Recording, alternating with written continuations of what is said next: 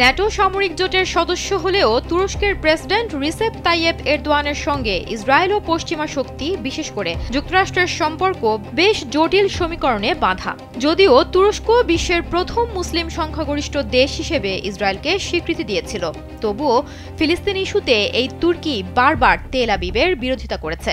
এই উত্তেজনার মধ্য দিয়েই তুরস্ক গাজা যুদ্ধবিরতিতে মধ্যস্থতাকারী হিসেবে কাজ করছে এবং এই সংঘাতময় পরিস্থিতিতে এরদোয়ান এখন ইসরায়েলের ওপর নিষেধাজ্ঞা চাইছে, আর সেক্ষেত্রে যুক্তরাষ্ট্রের দিকেই আঙুল তুলছেন তিনি। তুরস্ক চাইছে ওয়াশিংটন যেন এবার তার ঘনিষ্ঠ মিত্র ইসরায়েলের লাগাম টেনে ধরে।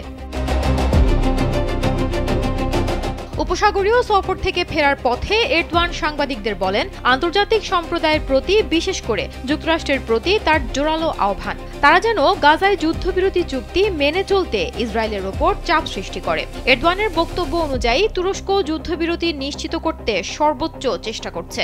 ফিলিস্তিনের স্বাধীনতাকামী গোষ্ঠী চুক্তি অনুযায়ী যুদ্ধবিরতি মেনে চলছে, বিপরীতে ইসরায়েল যুদ্ধবিরতি লঙ্ঘন অব্যাহত রেখেছে। এক্ষেত্রে এরদোয়ান মনে করেন আন্তর্জাতিক সম্প্রদায় এবং যুক্তরাষ্ট্রকে আরও কঠোর পদক্ষেপ নিতে হবে। প্রয়োজনে তাদের উপর নিষেধাজ্ঞা আরোপ এবং অস্ত্র বিক্রি বন্ধের মতো সিদ্ধান্ত নিয়ে ইসরায়েলকে তাদের প্রতিশ্রুতি রক্ষা করতে বাধ্য করতে হবে।